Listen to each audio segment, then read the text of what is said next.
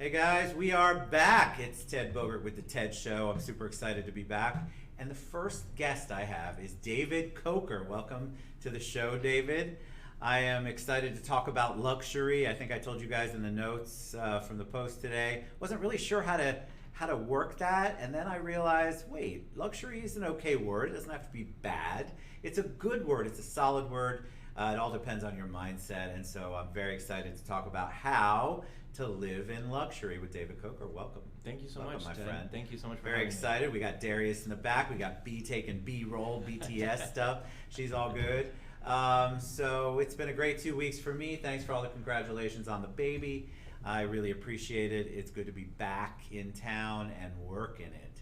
So you and I have known each other a while, but these guys don't know you. So let's do a little bit of background on you, my friend. Tell them a little bit about you, maybe your journey, because everybody loves to know the journey. Okay, yeah, so again, David Coker. I'm actually a realtor with Keller Williams, Winter Park. I actually sometimes like to say that I started from Pokemon cards to here. I've been in sales literally my whole life, Ted. I started selling Pokemon cards at 6 years old at summer camps and after school day camps, and my mom would say, how did you come home with an extra $20, $30?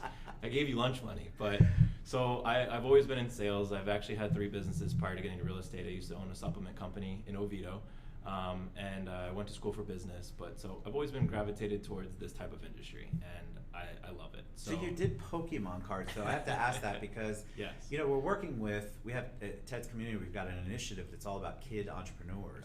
And so I love that spirit. Did that come from home, or like you said, your mom was surprised by it? How did you figure that out at such a young age? So my mom has actually definitely been the biggest inspiration and mentor in my life. I mean, she worked very hard to provide for me and give me a lifestyle. I'm not gonna lie, I didn't want for anything. I mean, if I got the video games and the toys and the nice lifestyle growing up, so I made sure that I was mimicking that, and I looked towards that as inspiration to kind of do the same. And that's my goal, is to give that back to her. And my ultimate goal and why I want to be so successful in luxury real estate is to buy her dream home on the beach, and so that she never has to worry about a thing. So that's what we were talking about before we went live, is that luxury, dream, success, everybody has a different definition.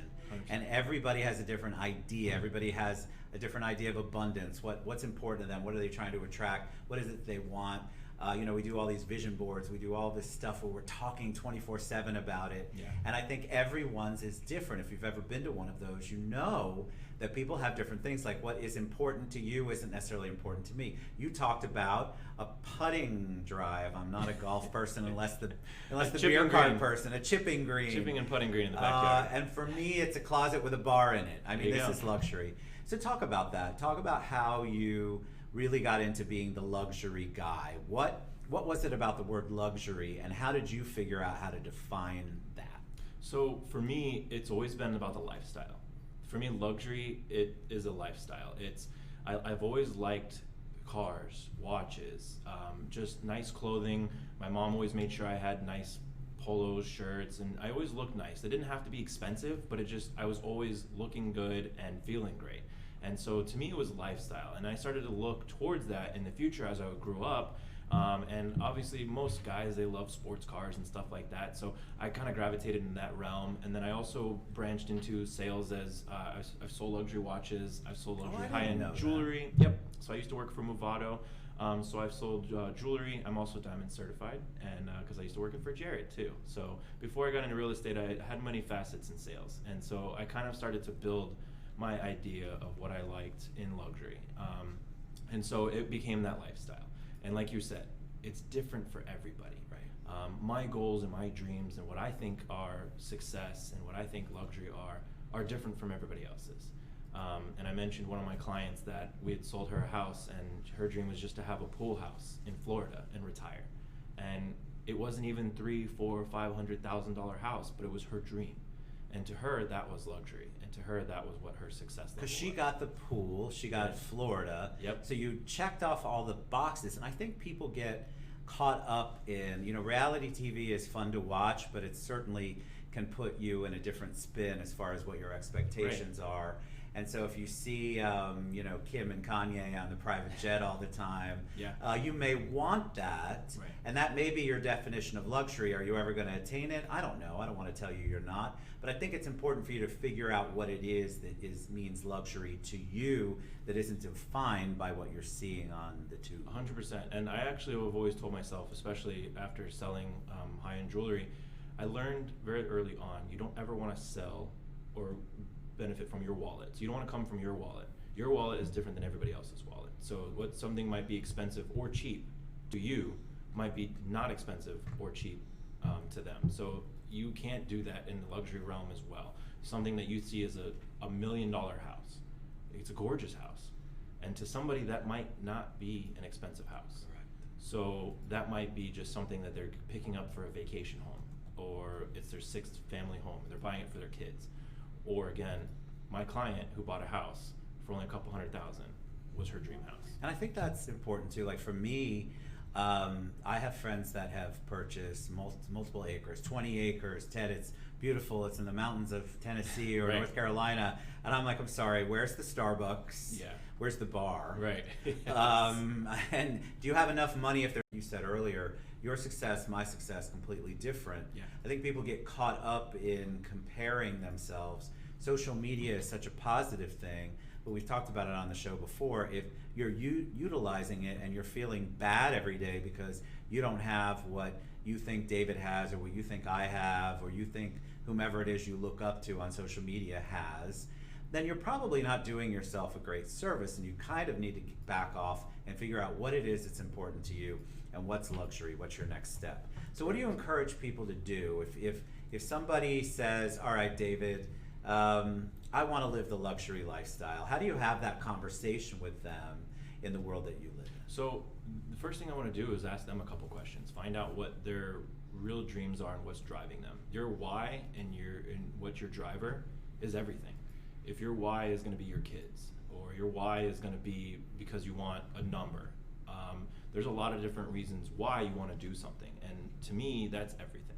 So my why, like I mentioned, is my mom. I want to be able to give back. So she gave me a great life growing up. And instead of saying, oh, well, maybe I just deserve to have everything handed to me, I watched her work 89-hour weeks so that we can have a good life. And I decided that's what I want to do. So I want to give back. I want to make sure that she doesn't ever have to do that again. And then that I can give back to her everything she had given me. So my why is that.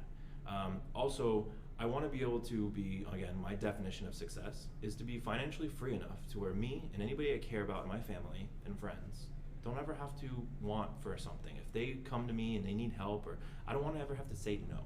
Right. So that's my definition. And that could look like $1 million a year. It could look like a couple $1 million a year, but it's what it is for being financially free and having that passive income. And so luxury blends in with that. It's not just about I have a big house or I have nice cars. It's what's your passive income look like? What's your portfolio? How stable and sturdy are you as far as your financial freedom and lifestyle? And so I would ask that. I ask them, what do they do to save money?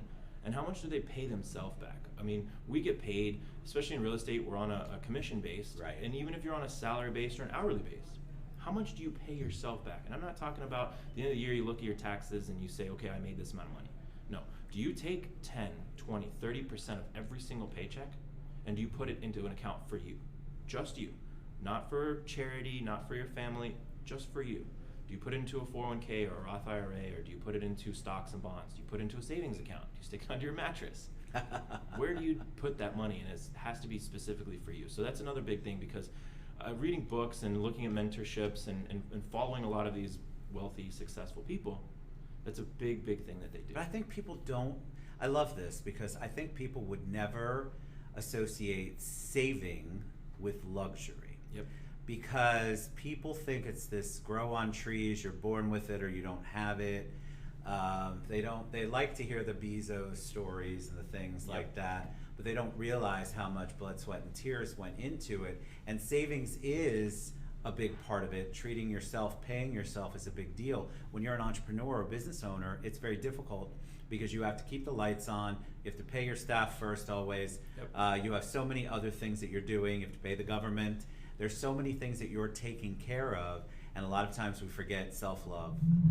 We really do. We don't take care of ourselves. And so I love that. But I think most people, when they think of luxury, they think, oh, they don't worry about their bank account. They've got the black diamond Amex, and it's you could buy a plane if you want. Have you ever heard that on reality TV? Yeah. And you probably can, but you have the cash to back that up. Where do you get the cash? Well, you've probably invested or saved. You've probably done something that is good financially, is responsible financially. Yeah, and I mean, when you meet these people, and I've had the ability to meet very wealthy and successful people, and whether they're millionaires and even billionaires, if you actually have that conversation with them, they don't spend. That's a big factor. They can, like you said, they have the ability to, and maybe they do. They'll splurge every so often. They might buy themselves that really nice car. They might have a nice house, and it's an every so often thing, but it's not on a daily basis. And that's being smart with the money. It's not just because they have the willpower and the ability. I mean, yeah, they have that unlimited Amex that they can just go anywhere and spend whatever and throw a jet on it and then helicopter themselves to the next hotel. But it's about that ability to do it and then not. And I think that's where the big luxury lifestyle comes into play. But again, I still think it comes down to what is your luxury. I mean, if you are super happy because you have a really nice house on a quarter acre, an acre of land, you've got the pool, and your kids are happy and they're going to a great school, and you drive a nice Mercedes or you drive a car that you like, that can be your luxury. And it doesn't have to be the Lamborghinis and McLarens and Ferraris of the world. It can be what it means to you. I think that's important too. Like, one of the things that I believe that we do, and I do it too, is I take the things that I have on a daily basis for granted. For example, I donate a lot of stuff from the club, and so I've had people come up for lunch at the club that have never been here, the Citrus Club. And this, to me, is my everyday office. Right. For some people, they've never been. The view, the food, the treatment, the service, that is luxury to them. And I have to remind myself 100%. When they're coming out and saying, oh my God, this place is amazing. Right. And I've probably been bitchy and moaning in the morning about how my coffee, just silly, stupid little things. Right. And I don't realize how blessed I am and how I need to be more thankful for it, because somebody else, what I'm living my normal life, it's luxury to them. This is a definition of luxury, and they want to figure out how to attain it. Right. And I think a lot of people get caught up, and I want to ask you, I think a lot of people get caught up in, like we said earlier, worrying about what the other half is doing, what they think their neighbors are doing, or how they look in front of people. Yep. So if you could give a couple of words of advice on defining luxury, trying to figure out how you set that up. How do you say, like B, we got B in the corner over here, I want to give her so many shouts out, and Darius in the back. How do you say to B, all right, so tell me what's important to you, because you said it, your why. Mm-hmm. You start there. How do you develop that, though? I think people want to, I would assume, want to leave here and go, all right, so I can be luxurious like David's talking about, and it doesn't have to be the giant 75,000 square foot mansion out in Windermere or whatever the name of it is. No, 100%. And I think it plays into, okay, you found your why. Now how? That's usually the next question I hear. How's so important. How do you do it?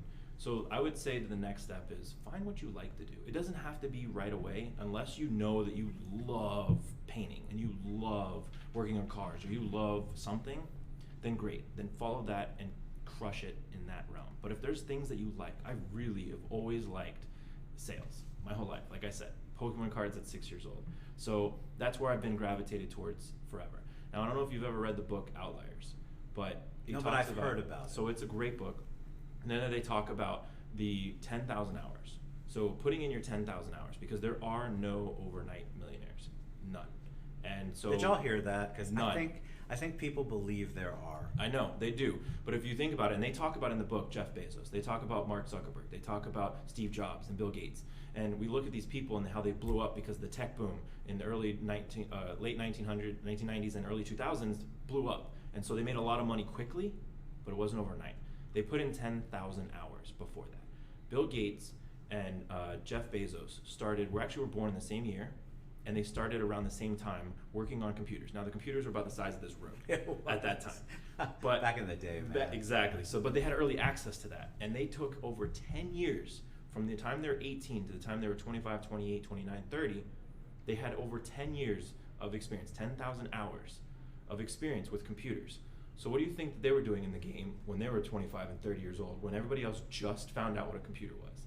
So putting in that time into something you enjoy is everything. Because if you can stick with one thing, and it doesn't have to be that one job, that one location, but if you like something, like you like sales, you like networking, you like marketing, you like photography, whatever it is, find that realm and play in it for 10 years, 10,000 hours. And it's almost guaranteed that if you continuously do it on a regular basis, consistently, you'll get to luxury. You'll be there. What's the next step for you in luxury? What are you doing next? What are you trying to attain?